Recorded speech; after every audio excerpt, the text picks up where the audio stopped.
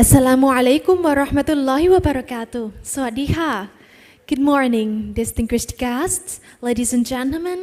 I would like to extend my warmest welcome to all of you to the Thailand Halal Assembly 2024, which is organized by the Halal Science Center, Chulalongkorn University, in collaboration with the Halal Standard Institute of Thailand and the Research Synergy Foundation at Meroz Hotel Bangkok under a theme that is modern and intriguing toward halal trust through digital technology to AIs.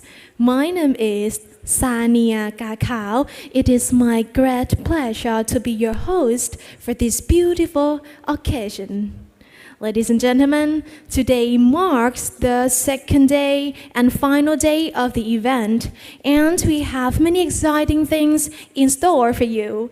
There are several sessions lined up, which are part of both HASIP and ISATEC 2024, offering valuable insight into various aspects of halal. What's even more special today is the much anticipated award ceremony, where we will be announcing the winners. Be sure to stay tuned and join us in the excitement as we celebrate the achievements of today. For the first session of today, we will begin with a session under the 17th Halal Science Industry and Business Conference, or HASIP. This session will take us on an exploration of the halal industry, focusing on food, with the topic Halal Compliance with a new frontier, food and non-food innovation. Let's dive into the exciting advancement in Halal Compliance and innovation in both food and non-food sectors. Ladies and gentlemen, it is my pleasure to introduce our esteemed chairperson for this session. Our chairperson brings a wealth of experience in public administration, strategic management, and development policy. He holds a Doctor of Philosophy in Public Management from the University of Cambridge and is currently the Director of the Halal Standard Institute of Thailand. Ladies and gentlemen, please join me in welcoming Associate Professor Dr. Pakorn Priyakon. Please welcome.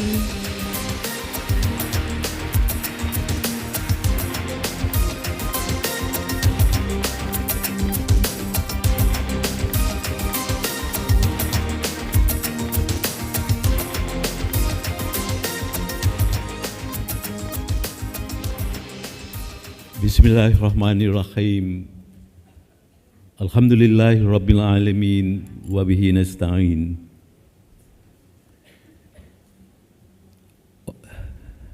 Chairman of the Organizing Committee, Dr. Vinay Dahlan. Honorable panelists, esteemed guests, and distinguished participants. Assalamualaikum warahmatullahi wabarakatuh. I am Dr. Pakorn Priyakon, former Director of the Halal Standard Institute of Thailand. It is with great honor and excitement that I stand before you today at the Thailand Halal Assembly 2024. This year's theme, as you may know, but I will repeat it again, towards halal trust through digital technology, the two AIs, encapsulate our commitment to harnessing the power of digital innovation to enhance the integrity and accessibility of halal products and services. As we gather here, we recognize the growing global demand for halal products driven by a diverse consumer base that seeks assurance in their choices. Therefore, trust is paramount in this journey, and it is our responsibility to ensure that consumers can confidently rely on the authenticity of halal certification. So today is the second day of our Halal Assembly event, and we come to one of the main parts of our journeys, and it is quite a long journey.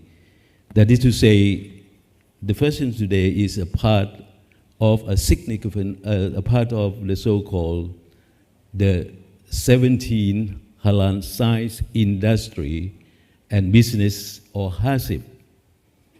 As a matter of fact, HASIP began long before our Thailand Halal Assembly, around 6 years before that. So that means this particular theme seems to be a very event for us. And today we have a very prominent scholars who join us, and I would like to invite you all to our stage. The first speaker is Mr. Farhan Tufel. Invite you, Mr. Farhan. The second speaker is Ms. Nur Shalin Abdullah from Singapore.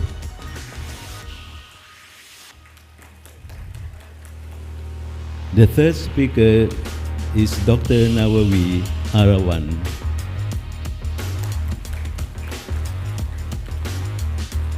And the fourth speaker is Dr. Achuri Subsuwan.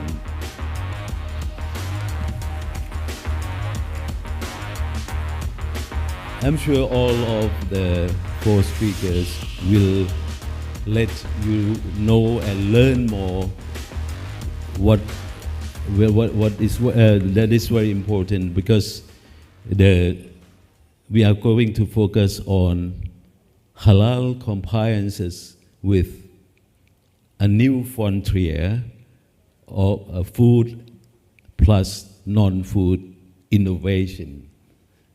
I will say that is about innovation. So all the topics today seem to be one of the most important of HASIP this year. So I would like to invite the first speaker, Mr. Farhan Tufel. In fact, Farhan Tufel is a very close friend of us. He came to join us in the first Thailand Halal Assembly in the year 2014. And he's also contributes a lot to both Halal Science Center and the Central Islamic Council of Thailand, as well as the Halal Standard Institute of Thailand. His area of expertise is innovative quality and food safety, food science management.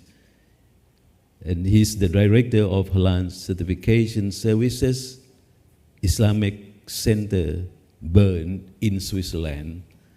Mr. Farhan, the floor is yours. You have 10 minutes to present your ideas and views. You can speak here.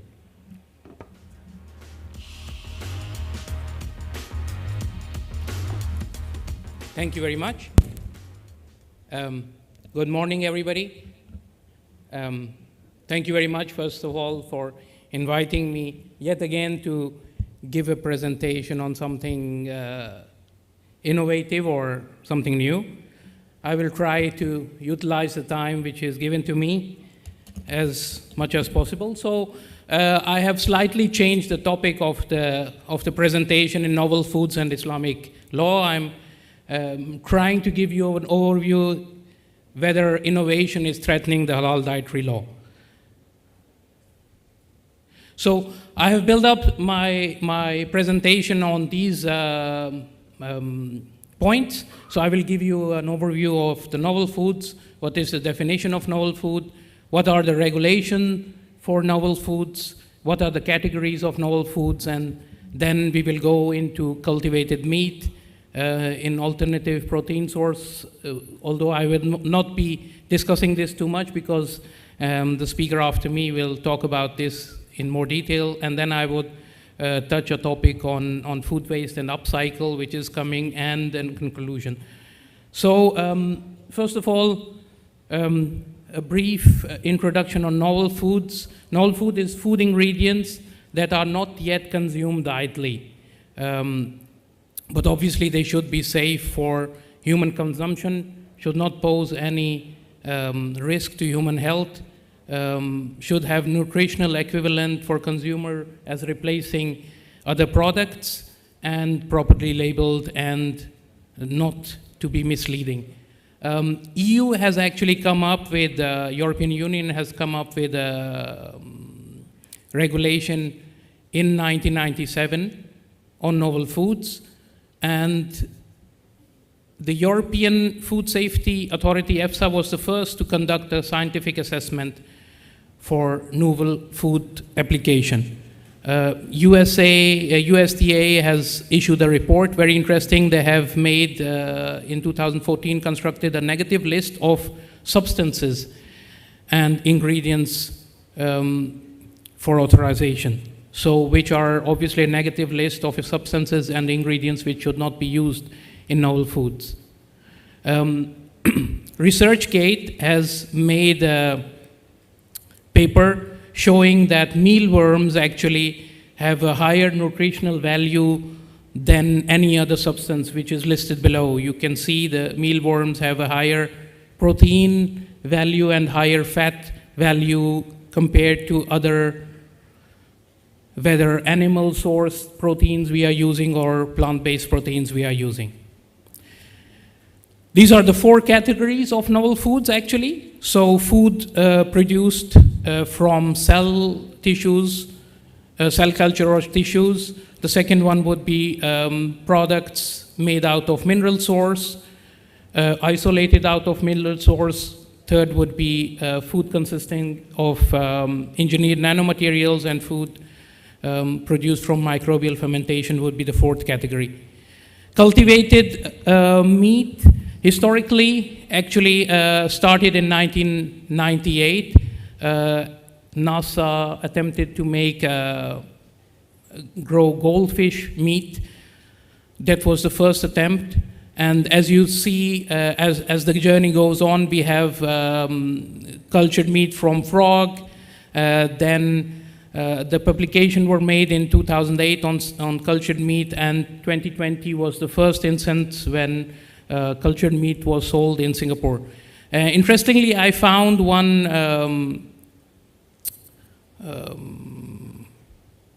saying of Winston Churchill, where he says, "We shall escape the absurdity of growing a whole chicken when we can actually just cultivate what we need to eat." The process is clear. We actually take out stem cells from animal, then we optimize the cell line, enhance that in bioreactors, and then tissue engineering is done to do a 3D bioprinting, and then a final meat product or final meat substitute product is made. Possible analysis to identify cultured meat and its source. As you can see, I have highlighted 3 points which would be interesting for us and also for Halal Science Center to look into when we talk about cultured meat, and maybe we can collaborate together if we find products coming with cultured meat which we could send to Thailand to have analyzed. So DNA extraction can be done, and then PCR and the RNA screenings, sequencing should be done to identify cultured meat and its source. Challenges, obviously, for lab-grown meat would be the source. Which is it coming from? Then is it alive, the animal? Was it taken from a live animal or not? What would be the cell feed which the tissue is grown on? What would be the master batch where the cell culture is grown on? What are the gene sequences which are used? and then finally for us whether it's halal or not. This much to cultured meat. I'm sure we will discuss this a little further. Just to touch on a few other novel food products which are upcoming or are already in use. We have four categories of insects which are already introduced, commercialized through European Union, whether it's frozen, dried, or powder form. And you can see from 2021 to 2023, they were introduced and listed as edible insects. And here you see some example of food products which are also already available in the market. As you can see, this one is using proteins from cricket to enhance the protein in the lentil puffs. This is a simply Bugs burger. We can buy, especially now this product is coming from Switzerland or is available in Switzerland. That's why I put this example, this picture. This product is available in the market, and then other products which are using, for example, here, cricket flour.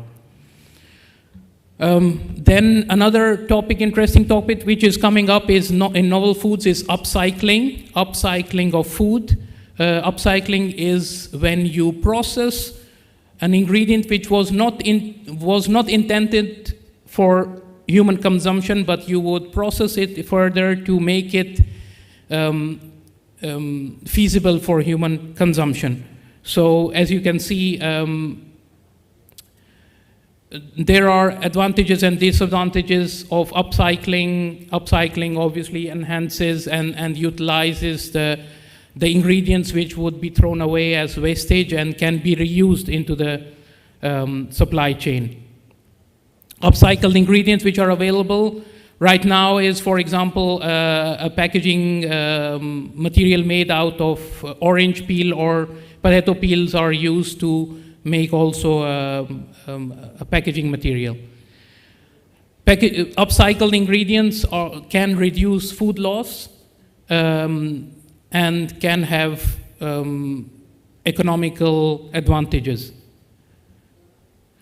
Conclusively, I would like to focus on these 6 points. What is the conclusion of usage of novel food from not only from perspective of halal, but generally for the human beings? So first of all, there's an ethical concern on animal welfare, whether these genes which will be extracted from animals, are you conducting pain to the animals when extracting the genes? Then a fake meat debate is going on, whether engineered meat can be used as fake meat. Then what are the environmental impacts, carbon footprint and sustainability, resource efficiency, health and safety, obviously for us, long-term health effects. We don't know about the long-term health effects of these novel foods. And the regulation and oversight is still very new and not very regulated. The economical and social implication impact on traditional farming, communities, corporate control and inequality. Obviously, when the corporate will control the novel foods, then there will be unequal treatment of societies, cultural and sociality, acceptance, consumer perception, and real meat, cultural significance, and then a bioethical issue in genetic engineering and biotechnology concern, especially the bioethical issue, especially also for us as Muslim consumers, whether we are not meddling in what was not meant to be, that creation should only be made by Allah subhanahu wa ta'ala. Thank you very much. And if you have any questions, obviously the discussion doesn't conclude here. Thank you very much.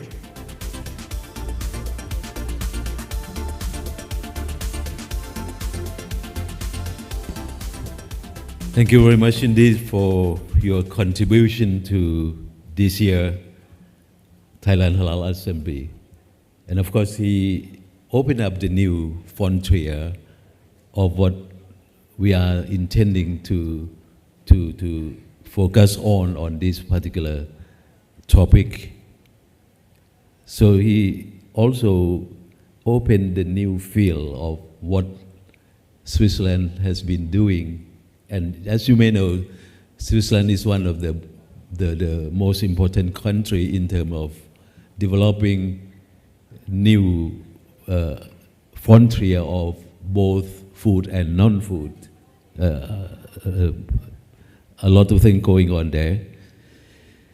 Now we come to our second speaker. She's from Singapore. Ms. Noor Sherlyn Abdullah. At the moment, she is manager of Halal certification, focus on business transformation, Halal development, Majlis Ulama Islam Singapore, or Islamic Religious Council of Singapore. She got master degrees in and Master of Science research program at the National University of Singapore, one of the top rank of university in the world. And she also finished first degree in biomedical science there as well. May I invite Noor Sherlyn to present your idea and view here, please.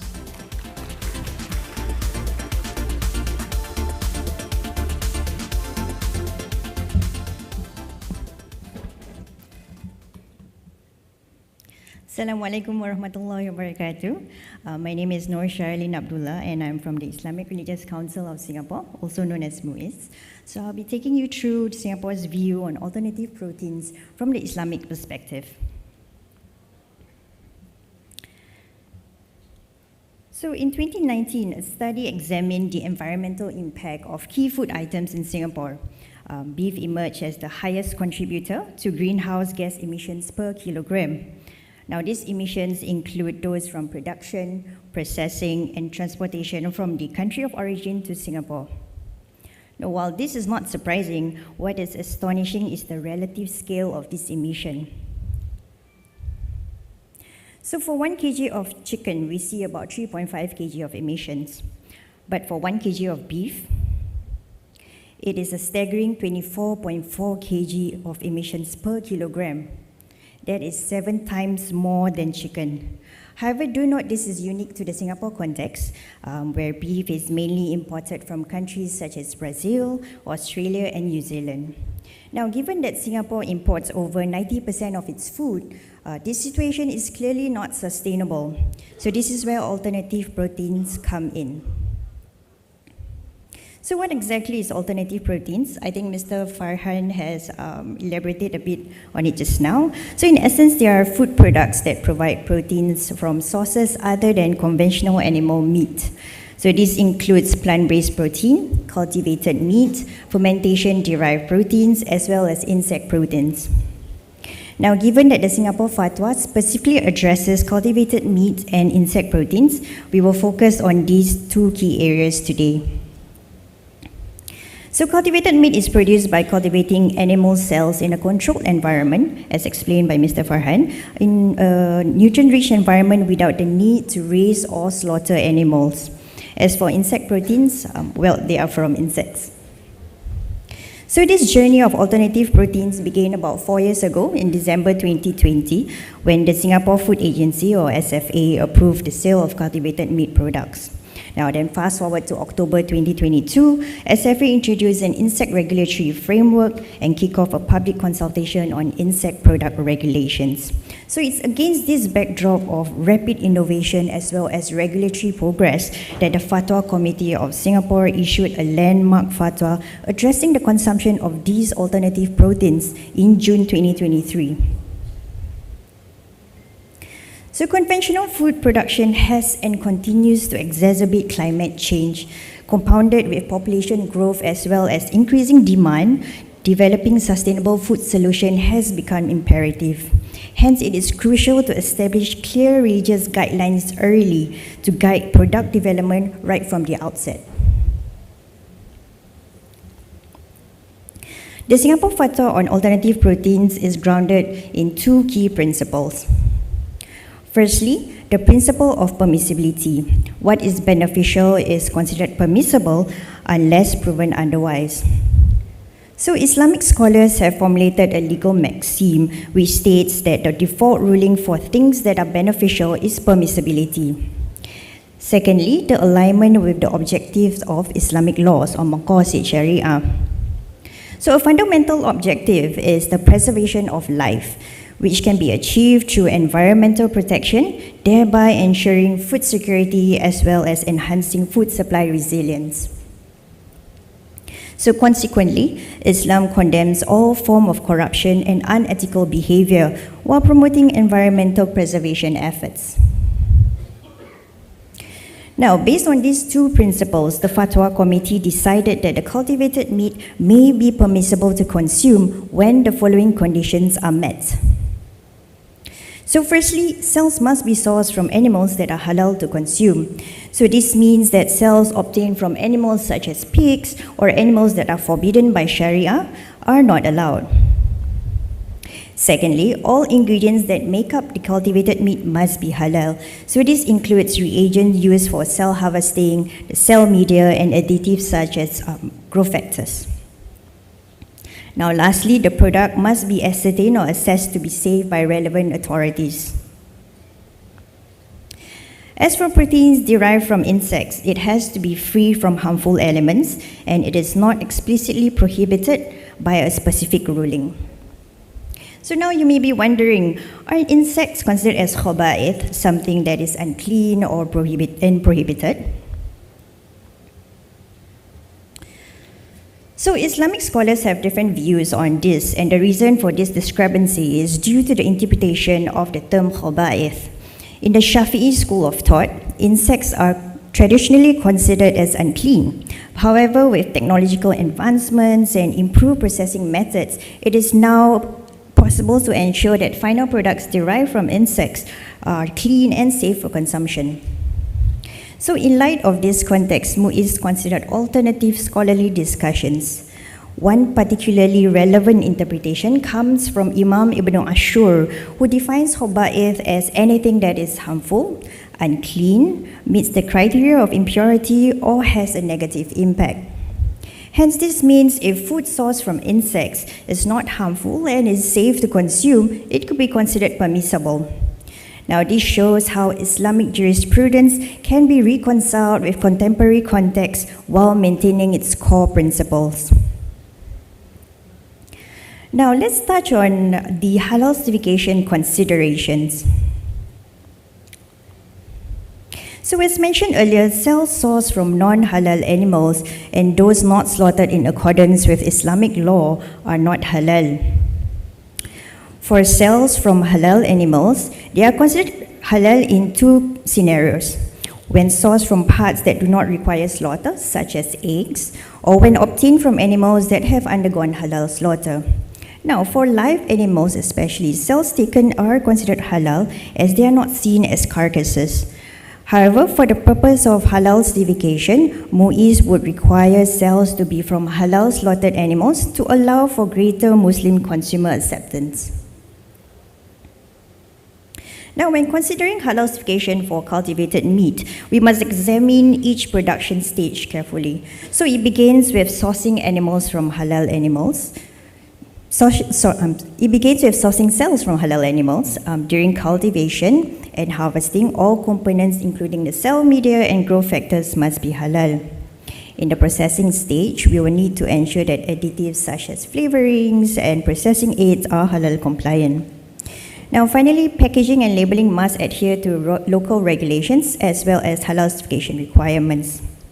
Now, as with conventional meat products, traceability is extremely crucial throughout this process. So to enhance compliance monitoring and to ensure halal integrity, we are actively exploring technologies such as blockchain and AI as well.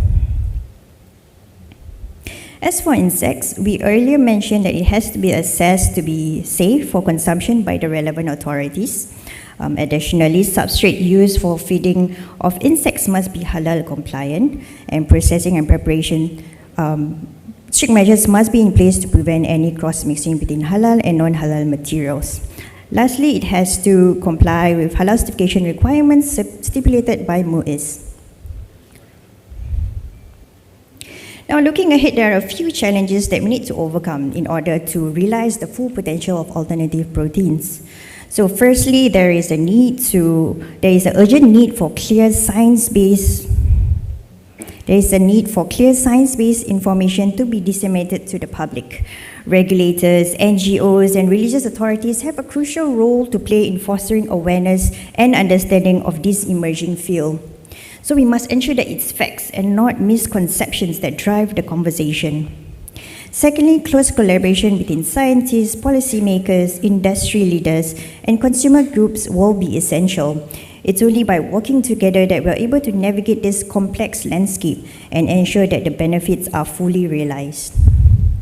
Last but not least, but perhaps the most important, is addressing the challenge of overconsumption through self-reflection and a willingness to change our dietary habits.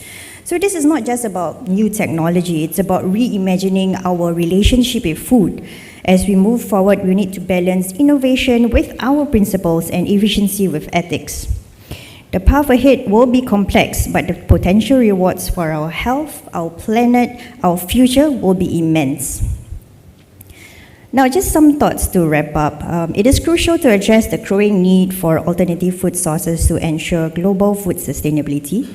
Singapore's Fatwa on alternative proteins exemplify how religious guidance can support environmental stewardship and expand food options for Muslims.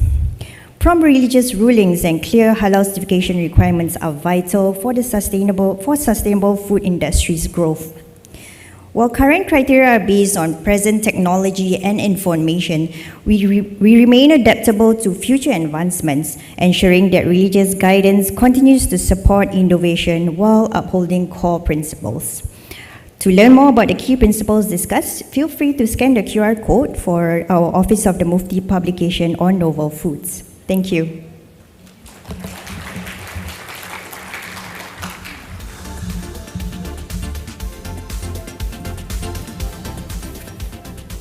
Thank you very much, our sister from Singapore. I think all of us may think like myself, even though Singapore is a very small state, but the Singaporean people are very powerful in terms of wisdom for society. Of course, the ideas and views of Sister Noor Sharlil show the so-called reconciling new frontiers and Islamic perspective. It is the Singapore views on alternative proteins, and you can see that the first paper and the second paper seem to be contribute to us all, and you have to be in mind that the next decade we are going to see a lot of changes in this particular field. Now we come to one of the youngest speaker today, and he's the newcomer of Halal Science Center at Chulalongkorn University. He's Dr. Nawawi Arawan, who recited the Al-Quran in the opening session yesterday. Nawawi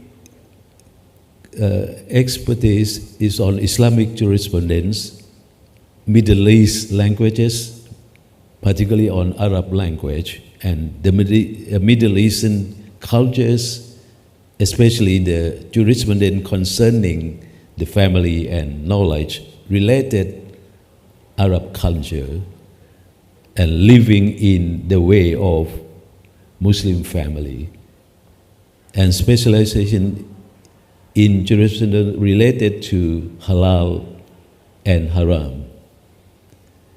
He got his PhD in Islamic revealed knowledge and heritage and human science, majoring fiqh and Usul Al-Fiqh International Islamic University of Malaysia last year, 2023.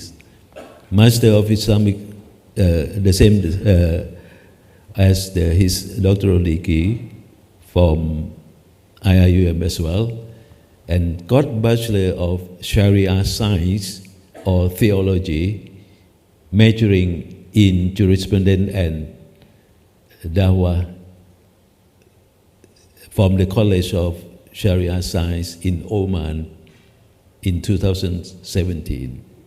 You have, Dr. Nawi, the floor is yours.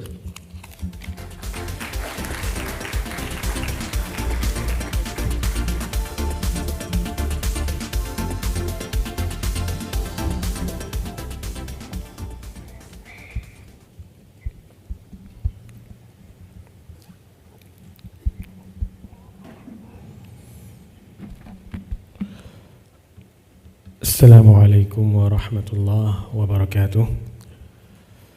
Bismillahirrahmanirrahim. In the name of Allah, the most beneficent, the most merciful. Inshallah, today I will present for all of you and the topics, the concept of kosher meat in the perspective of fatwa according to Islamic jurisprudence. This is the topics I will be presenting for today. I will try to keep it in 10 minutes or 15 minutes, inshallah. The first is the concept of kosher meat and fatwa, and the second is opinions of modern scholars. And lastly is interesting issue related to Islamic jurisprudence.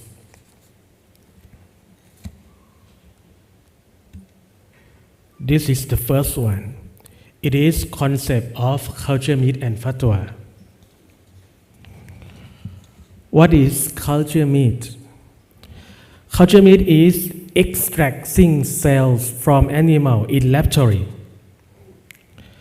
Once the process is complete, the result is products that resemble conventional meat from that particular. It can consume in the same as meat available in the market. However, the question is, kosher meat is halal or haram? Can Muslim consume it or not?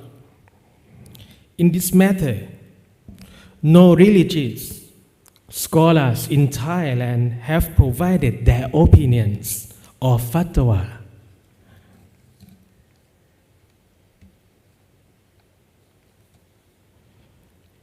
This is the method of extracting cells from animals to cultivate meat. You can view the process in the image. 1. Sampling of muscle tissue. 2. Extract stem cells. 3. Growth serum or feeding. 4. Muscle growth. 5. Processing of muscle fiber. And lastly, ready to consume. It looks like hamburger in the image.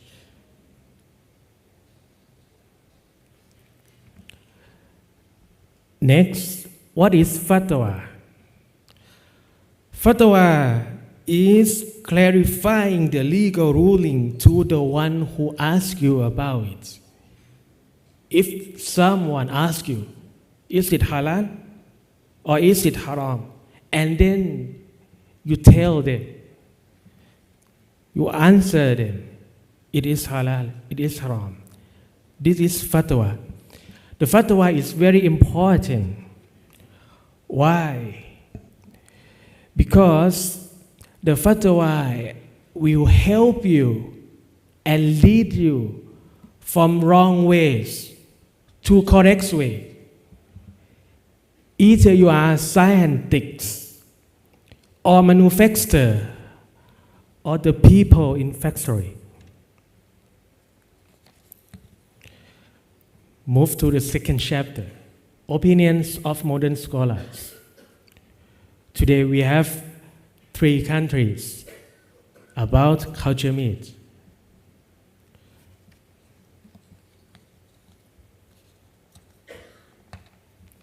For save the time, I will explain this slide directly. Here is the summary table of the conditions from all three countries. All points are the same, except for points 4, 5, and 6 from the scholars from Malaysia. The first row is the opinion of ulama from Saudi Arabia. They are Sheikh Abdullah Al-Manna, Professor Abdullah Al-Mutlaq, and Professor Sa'ad Ash-Shammari. They are very widespread ulama in the Kingdom of Saudi Arabia.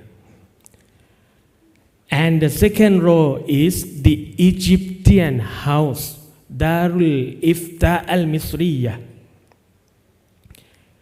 And the third row is Muhammad Izhar Arif Muhammad Qasim. He is researcher at University Kebangsaan Malaysia. He wrote his article on culture meat and set out 6 conditions. Conditions 1, 2, 3 is same with scholars from Saudi Arabia and Egypt. But number 4, 5, and 6 is different. We will analyze together. Let's move to last chapter. Interesting issue related to Islamic jurisprudence. Of course, the one is istihala. Istihala, this is Arabic word. In English, we call transformation. Istihala is a process used to purify najis contaminated substances, sometimes changed naturally and sometimes changed by human actions, such as adding something for change status from haram to halal. I will give you the example. First example is wine transformation to vinegar. And the second example is pig. If the pig fell into a salt pit and that salt completely consumed all of its body until the pig was fully transformed into salt. Therefore, its status as a pig status has changed from haram to halal. This is the sentence of Sheikh Yusuf Al-Qardawi in his book. And this is important points also. Blood. For now, I will bring you back to the issue of culture meat. In the process of culture meat, if certain steps require the using blood cannot be avoided, what should we do? The blood has 2 types. The first type is flowing blood, and the second is non-flowing blood, such as liver, heart, and spleen. Flowing blood is haram without conflicts between ulama, but non-flowing blood is halal according to Madhab Shafi'i. The question is, if we use the blood from the spleen or liver and then use it, produce in factory, the question is it halal?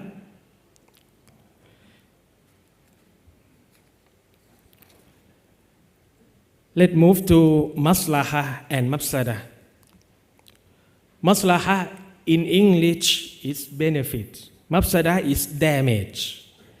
Defined by Imam Al-Ghazali, preserving the objectives of Sharia, which are religion, life, intellect, lineage, and wealth. And mafsadah is the opposite of maslahah. culture meat is the one of foods related to the life with our diet. At this point, let us analyze the benefits of culture meat together. 1. Increase the global population has led to a rise in the demand for meat. Therefore, culture meat is another good alternative. 2. It reduces animal suffering because culture meat is produced through a scientific process. 3. Culture meat has a lower risk of bacterial contamination during production. 4. Culture meat can solve issues related to the land, energy, water, greenhouse gas emissions. It has many benefits for environment. Move to mafsada or damage. Culture meat has damage also. Firstly, culture meat still does not have affordable methods or efficient use of resources to increase production. Simply put, culture meat need to using many equipments and it's very, very expensive. Secondly, it's very important point also. Culture meat may lead to a reduction or even the disappearance of Qurban and Aqiqah in the future. This will directly impact in Islam as both Qurban and Aqiqah is not wajib, not obligatory. Furthermore, it will also increase the price of cattle as more people turn to culture meat production, leading to a decrease in the cattle farming. I will give you some example. It's similar to the decrease in the number of children because people don't want to have many kids. Why? Because thinking that having children will make them poor. As the number of children decreases, schools will also decrease and tuition fees will go up because the school facilities will remain the same. We can see this in integrated school. In the central region, there are fewer schools and fewer students with tuition fees ranging from 5,000 to 7,000 baht per term. In the other hand, in the southern region, there are more schools due to a larger population, and tuition fees are only 1,000 to 3,000 baht per term only. The cattle in the farms may follow a similar pattern in the future. This is the last point for today.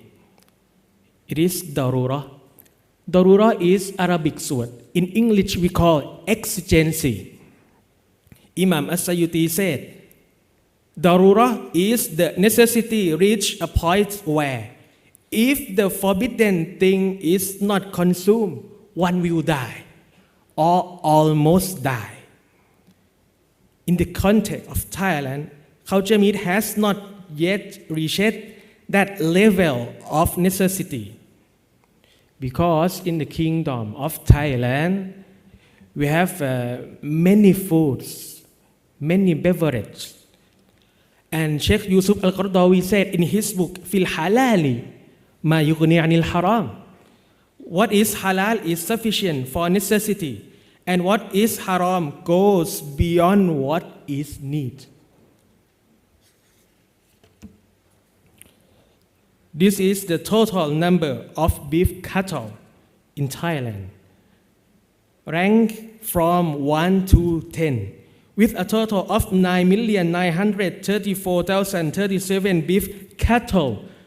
The most province is Surin, then followed by Nakhon Ratchasima, and then Ubon Ratchathani. This information shows that Thailand still has a large number of cattle and farms for raising cows. However, the fatwa is based on the time and based on the country. So the fatwa is different. Thailand may be halal or haram, and another country may be different. Depends on your leader in the country. So this is the concept of culture meat in the perspective of fatwa, according to Islamic jurisprudence.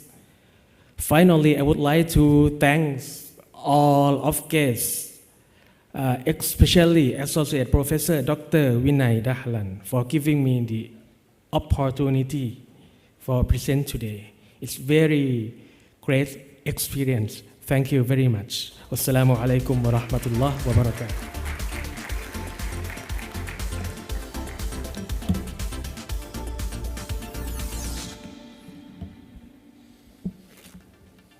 Thank you very much indeed for the youngest scholar in Halal Science Center of Chulalongkorn University.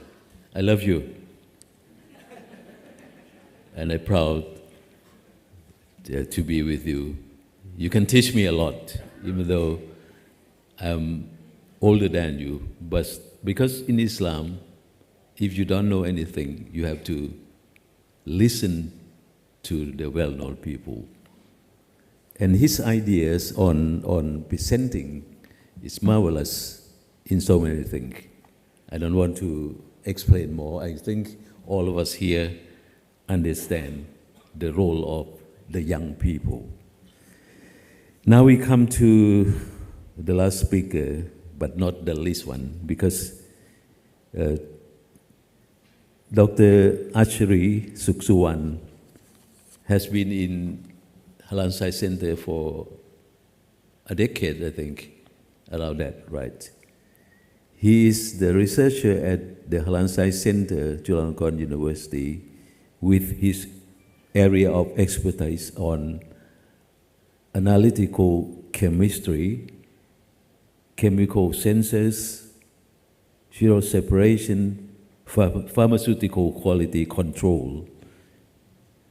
Apart from that, he also very keen on halal forensic science and innovation and molecular imprinted materials for food, agricultural, environmental, pharmaceutical application. He got his PhD in pharmaceutical science from Prince of Songkla University, Kingdom of Thailand. And the floor is yours. Dr. Achari, please.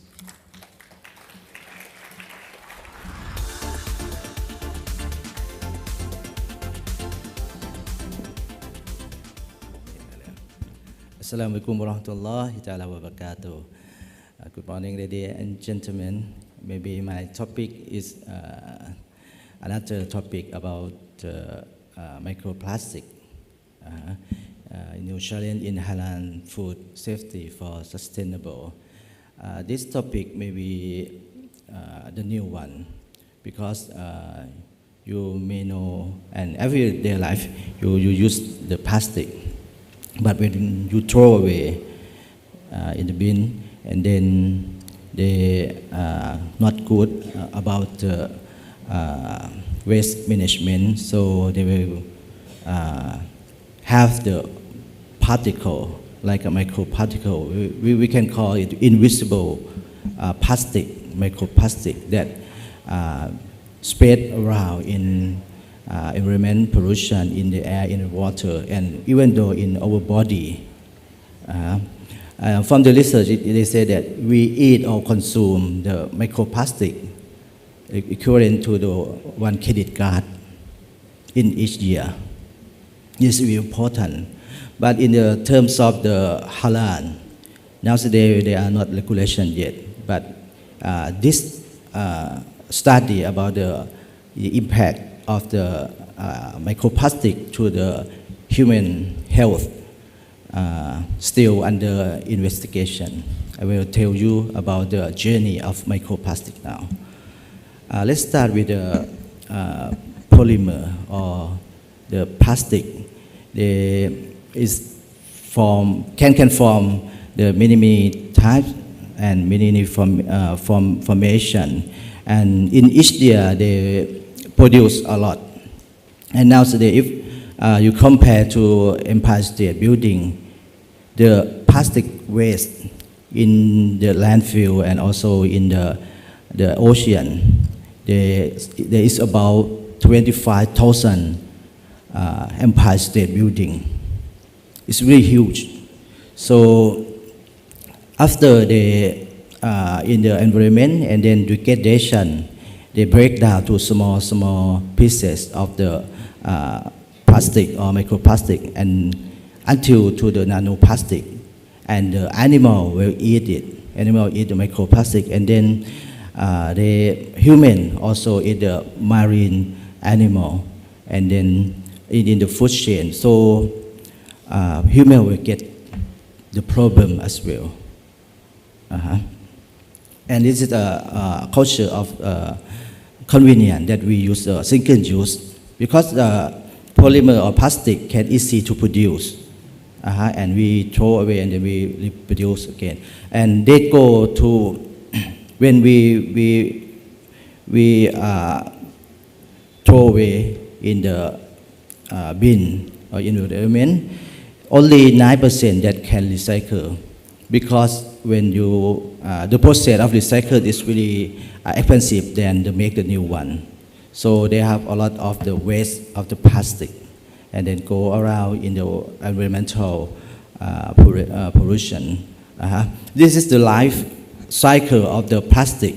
If you see a banana peel, only 4 months can degradation in the environment. But if the thing that form the plastic, it take time, span of time is very long, 1,000 years. 1,000 years. And then when the plastic in the environment, so they faced with the physical and chemical and biological that make it smaller, like a UV radiation. And then the animal will eat it, and then people also eat that animal, and then we will get the microplastic. This slide shows the size of the microplastic and nanoplastic. Normally, the plastic is a microplastic. We can see, we can take it off. But in the terms of the microplastic and nanoplastic, we cannot see it. Invisible particle, invisible plastic. So they spread around in the environment and also in our body. This is the property of the microplastic or nanoplastic. They have the many types of the plastic, and also when you form the new plastic, new shape, so you have to add some polymer additive. That is the chemical, and sometimes they leak to the food, for the environment. And it is different, so it's also impact. So it's also the effect of the human body as well. So the surface of the plastic or microplastic have different.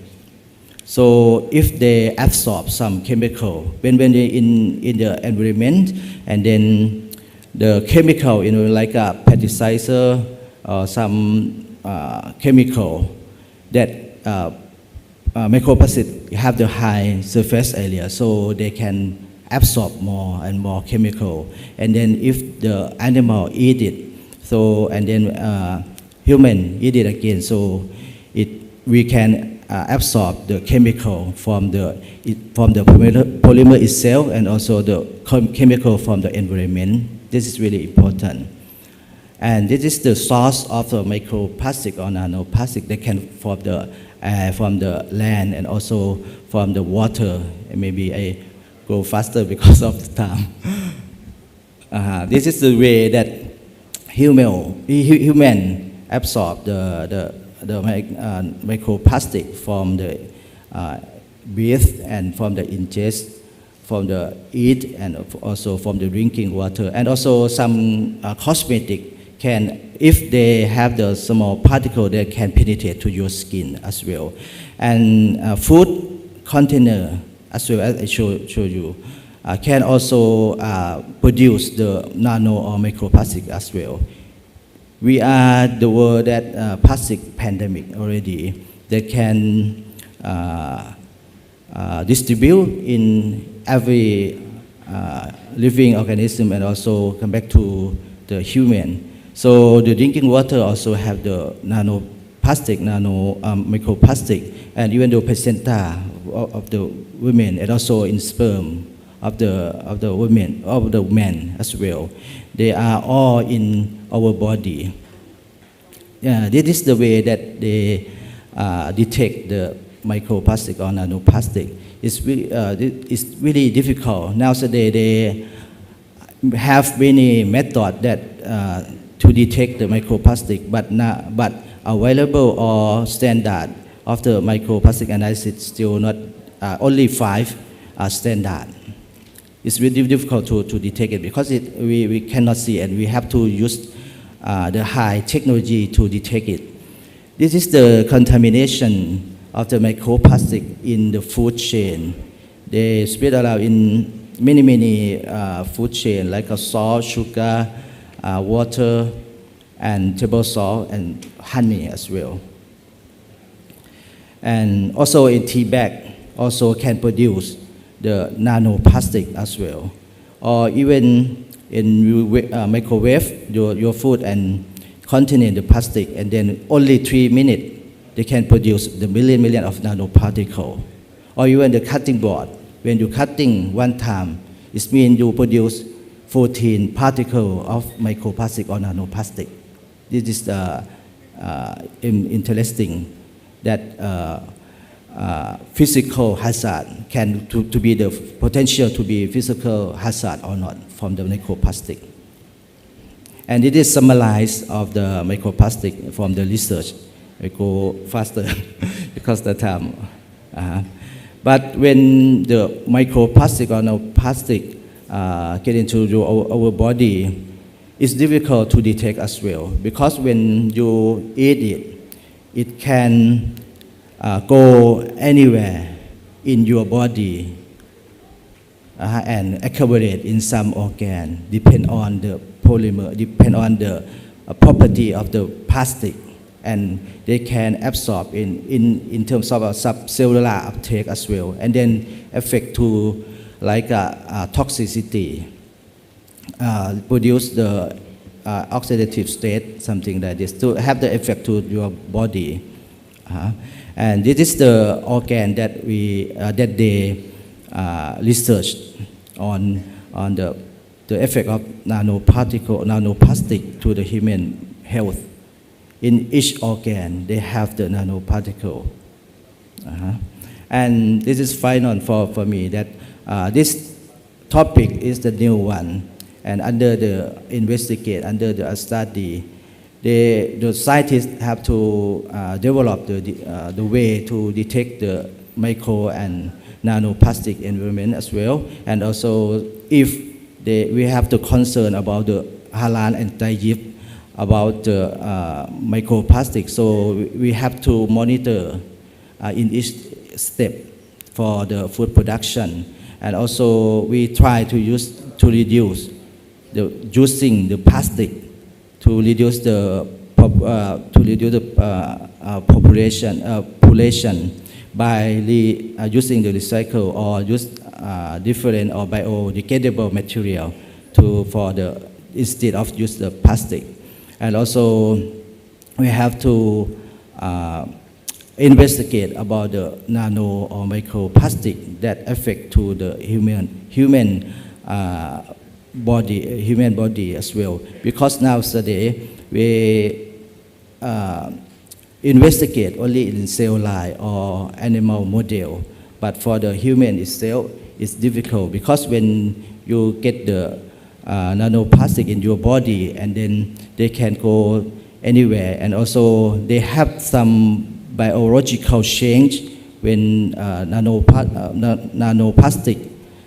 in our body change to different, or can release some chemical or some toxic chemical and can harmful to your body as well.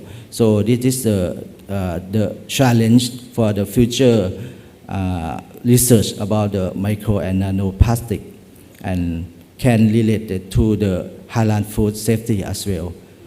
For my presentation, thank you very much.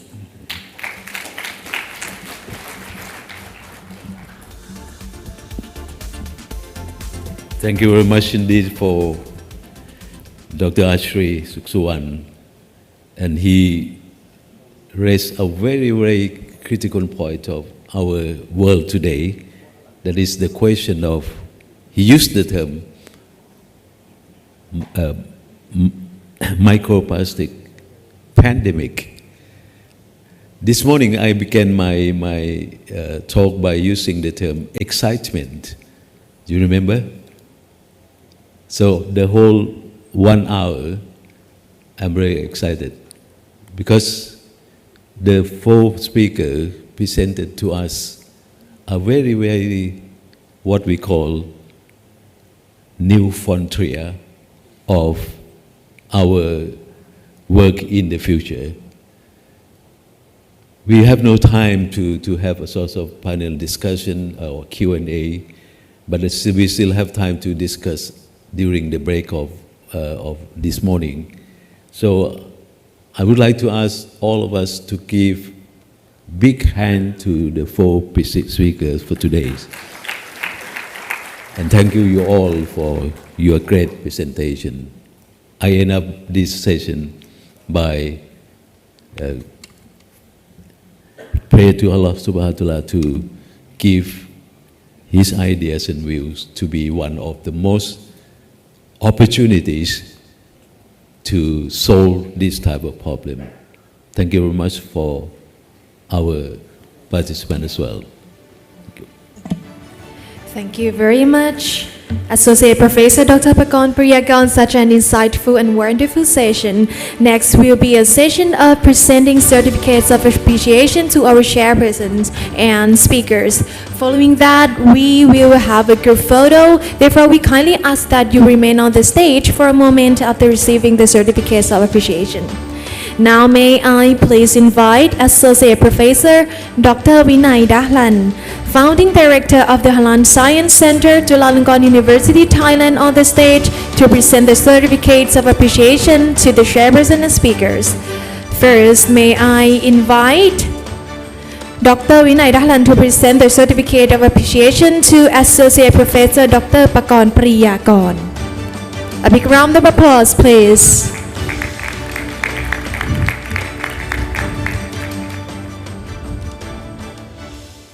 He is the former director of the Halal Standard Institute of Thailand.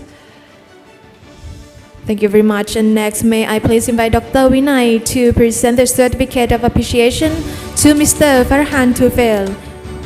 Please welcome.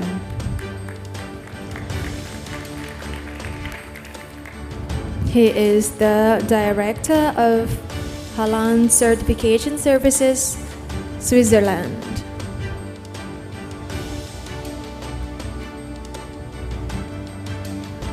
Thank you very much. Next, may I please invite Dr. Vinay to present the certificate to Nur Sharalin Abdullah, Manager Halal Certification, Business Transformation, Halal Development Majlis Ugama Islam Singapore, Islamic Religious Council of Singapore.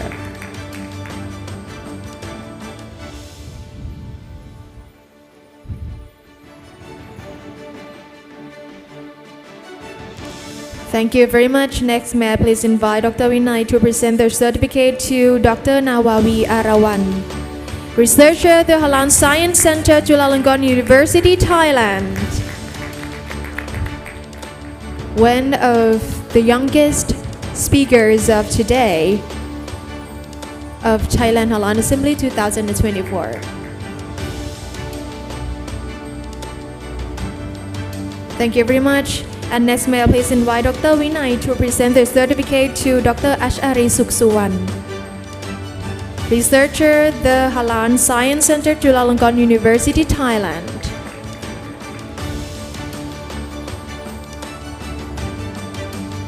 Thank you very much. At this moment, may I invite all of you to take a group photo together. Ladies and gentlemen, as we come to the close of this insightful session on Halal Compliance with a new frontier, food and non-food innovation, we would like to take a moment to capture this special occasion with a good photo. This is a fantastic opportunity to commemorate the valuable discussions and the collective efforts of everyone involved in today's session. Thank you very much, our chairpersons and speakers, and also Dr. Vinay Dahlan for receiving their certificate of appreciation to our chairperson and speakers. Next, I kindly ask all of you to scan the QR code to evaluate the session we just had.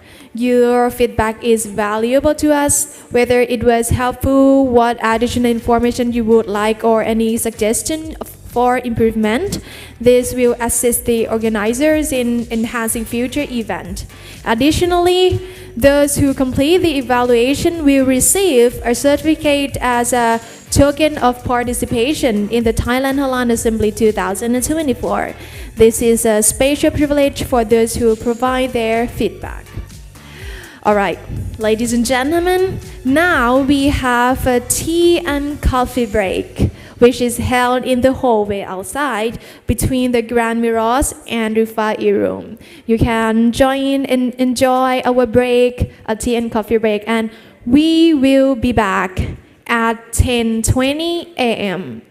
with the next session, which is oral presentation, science, technology, and innovation, which is part of ISATEC 2024.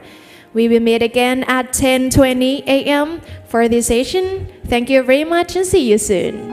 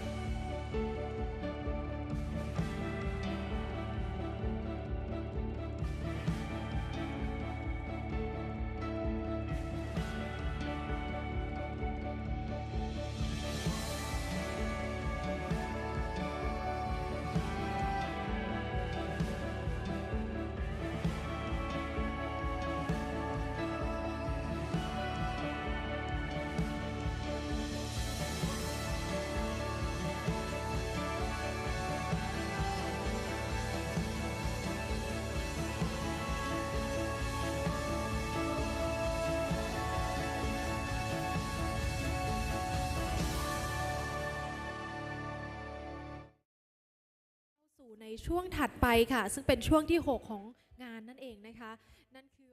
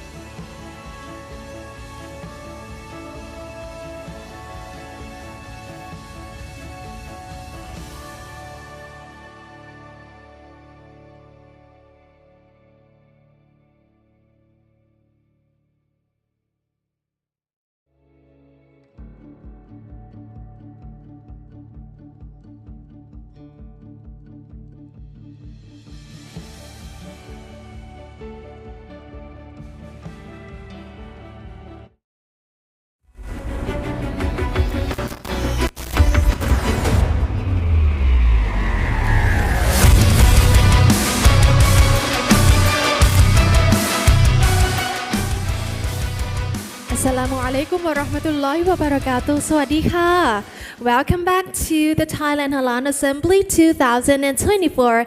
I am Sania Kakao, your MC for today.